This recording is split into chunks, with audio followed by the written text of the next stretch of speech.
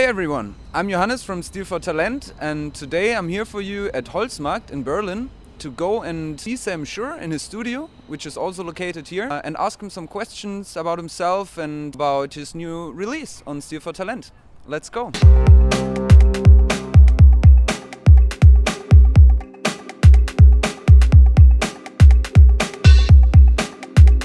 So, we're here in Sam's studio right now. Sam, hey, how are you? Hi, very good. I hope you're good too. Yeah, sure. Thanks for having us here. Right off the bat, for the few ones who might not know you yet, who are you and what do you do? So, well, my name is Sam Shure, my artist name, and I'm DJ and producer based in Berlin currently. Just moved back to Berlin again. And so, yeah, I'm doing music most of the time, producing, also playing a little bit of piano, and that's about it, I think. Awesome. You're since a few years, I guess, since 2 years, you're with Stil vor. What's the story behind that? Well, it started, I think, I think 3 or 4 years already ago. When I released my first, one of my first releases on Mucke. It's a sub-label of Kata Mucke. So, I did the release and I didn't think of anything regarding the Stil vor, and then at some point they licensed one of the tracks for compilation for Schneeweiß, I think 6 or 5 back then, or 7, I don't know. Like one of the Schneeweißes, I was really hyped about it because I had no idea, and also the other label didn't really tell me about it, and I just found out on Beatport that I was on this compilation. So that was the first baby step into this direction, and then I think it was in Sisyphos. I got introduced to Oliver. And then we had a chat, and he's like, "Hey, I really like your stuff. Send me a demo," which was back then also crazy for me. And so I did that. I worked a little bit on something for him, and I sent him I think 4 or 5 tracks, and he signed everything.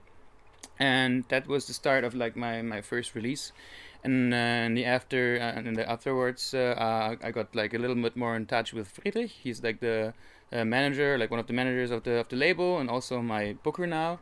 And so we talked about we had some chats. I think he just wanted to meet up and see how the chemistry is between us, and it worked out pretty well. We had a very good vibe, and then at some point he asked me also if I wanted to join the booking agency, and that's how I joined them, which was also still is a big privilege for me. I'm super happy to be part of the team, and that's how I got to them. So speaking of Stil vor, anything funny or curious or memorable you can think of in the time you've spent with us so far?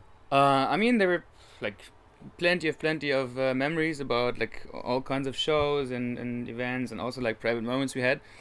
I think if there's one story which is rather funny, it was one of the Stil vor Talent showcases rather in the beginning of the Stil vor Talent career.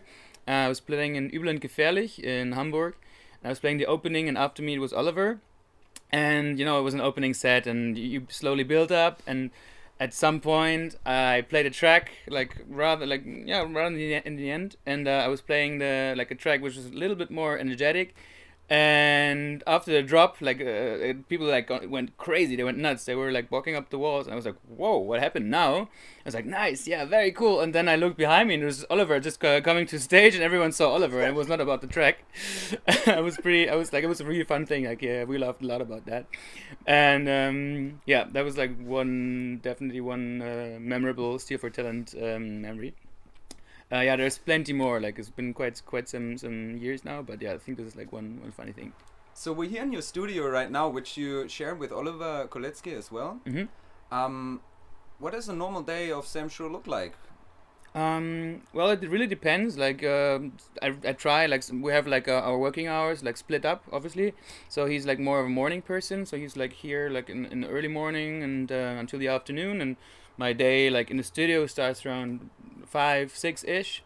And sometimes you have a project, you have a remix, you have a podcast to do, you have some duties you have to fulfill, you have to work on, and sometimes my which is also fun, but my main and my prime time here is when I'm really happy is that if you just come here, and sometimes you're already super inspired when you come into the studio, you have an idea right away, you just want to get to the synths and get it into the project.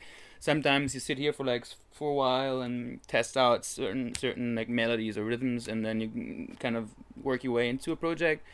And yeah, I mean, obviously, sometimes you go to the studio and then there's like you sit there for hours, and at some point you have to like realize, okay, today is not the day. I mean, it happens also, but yeah, like mostly I'm just working right now. I'm working on a lot of new music. I also made a little change in my perception, or like in my approach to like production. Like in the last year, I start to like more like different things than I liked like some years ago. And yeah, so for me it's a lot of experimenting right now, and getting into the materia. And yeah, that's kind of my day, or like my routine. Congratulations on your new EP, which Thank just you. got released on Stil vor Talent. Thanks. The name 333 of your EP, what's behind that?